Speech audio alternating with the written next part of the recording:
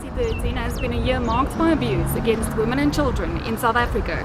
While we do not know what happens behind closed doors in all households, attention has been turned to the community of Diepsloot in the south of Johannesburg.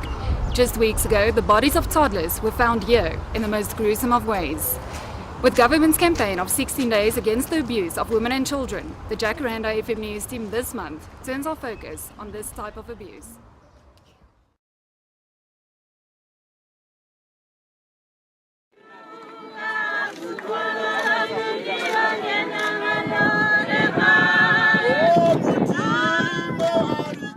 Communities throughout South Africa are outraged, forced to bury the bodies of toddlers and babies who have been raped and murdered. No stranger to sexual violence, it seems as if South Africa is confronting a problem which has become more severe over the past few years. The impoverished community of Diepsloot on the outskirts of Johannesburg is up in arms, with yet another body, this time of a 7-month-old baby, discovered.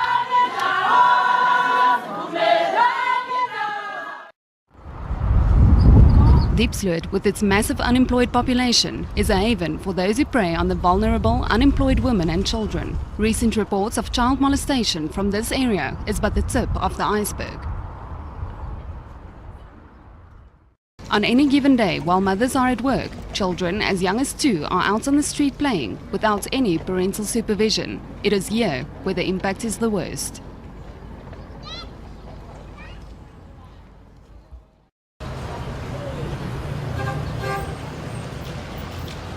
Law enforcement agencies have their hands full, with most cases not being reported, and if reported, the resources are just so limited, leaving parents and the community helpless. Latest crime statistics show an increase of sexual offences in 6 of the 9 provinces, with parents worried and not knowing how to protect their children. It's a staggering figure.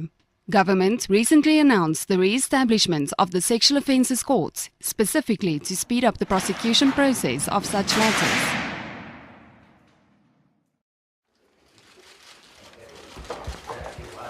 But it's the case of Ina Bonet, mutilated, raped and left for dead, that is probably one of the most shocking in recent years, with the trial gripping the entire nation. The case successfully highlighted the plight of an abused woman in South Africa, its gruesome detail shocking to most ordinary citizens. Not yet. But you seem quite overwhelmed at this point. Yeah, I guess so. How are you feeling?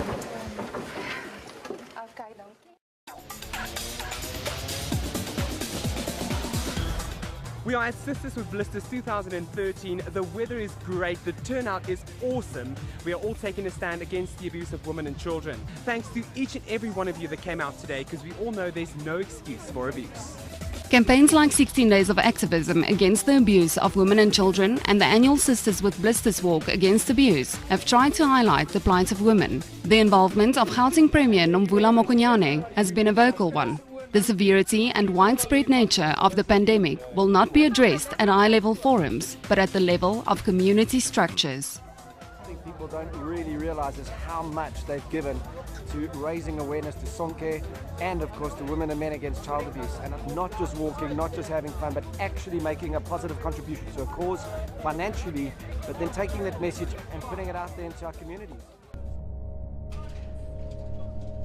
Engaging and educating communities will be the key to eradicating abuse. Until this happens, communities will continue to ask, why?